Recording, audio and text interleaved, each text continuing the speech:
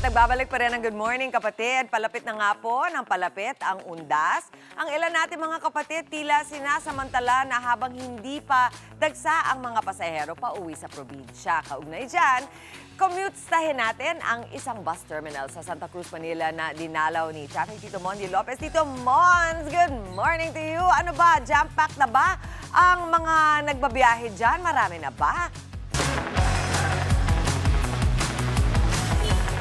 Yes, Mami Chiki, bago ko sagutin ang yung tanong, welcome back. O, di ba sakto, di ba? Bagong jacket tayo, di ba? At ito na, Mami Chiki, hindi lang isang bus terminal ang ating papasyalan. Magba-bus terminal hopping tayo dito sa tinatawag nilang Avenida. Kung saan, ito yung Avenida. Ito sa tapat na mga kapatid natin na uwi sa Undas. Ito, yan yung D. Jose Dorte Jose na LRT. Na kung saan, pag umakyat tayo, ayan, papasyal ko akyat tayo, pakita natin sa taas. Akyat sa taas. Yun pa, recto naman, patawid. At ito na nga yung first bus terminal natin kung saan may biyaheng papuntang Dagupan, San Carlos, Lucena, Santa Cruz, Calamba.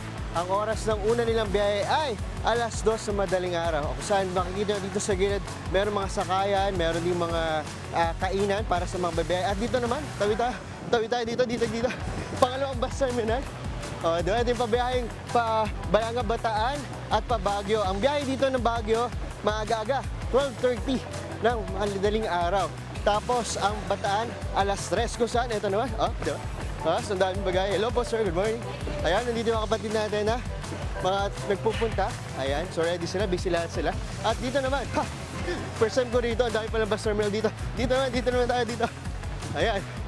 Yung pupunta naman ng pa Ilocos Norte, pag yung camera ako, at pa Bataan. Dito, ang biyahe nila, 150 pa Maribeles. So, aga-aga yun, ha. At dito naman sa kabila, ayan, Palawag sa Ilocos. Ako, biyahe naman dyan. 10 minutes lang, mga 2 o'clock na madaling araw naman nagsisimula. Ang daming bus terminal. So, doon tayo, mamimili lang tayo ng ating mga pipilian kung saan kayo uuwing probinsya. Ito, guys, sir. Hi, sir. Good morning. Diba? Yan muna sila. Yan. Ito pa. Tawid pa rin tayo. Ito, taga. May kakilala tayo dito. Ito. Itong dalawang bagets. Sir, mukhang familiar yung mukha niyo, sir. Good morning. Good morning, Madi. Sir, pakilala kayo. Saan uli kayo napanood? Familiar to eh. Ayan, kami po pala ang Aita Brothers. Hello po. And ako po si Jason po.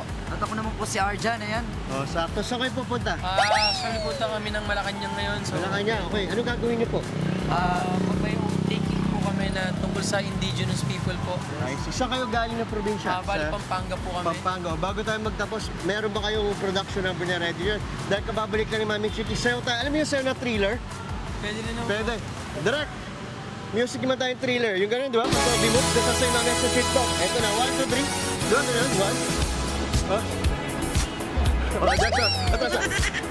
Tapos, ganun. So, ano mo na? Very good. Ang ganun, okay. Ingat kayo, mga brother. Yan muna ating morning biyahe update. Back to studio. Thriller ulit. 1, 2. Ano yan, mamaya tuturuan ka namin dyan, Mondy, ha? Ayan, naku, huwag mo silang patap... Ang galing, talaga nangingisay pa. Maraming salamat sa iyo, Tito Mondy.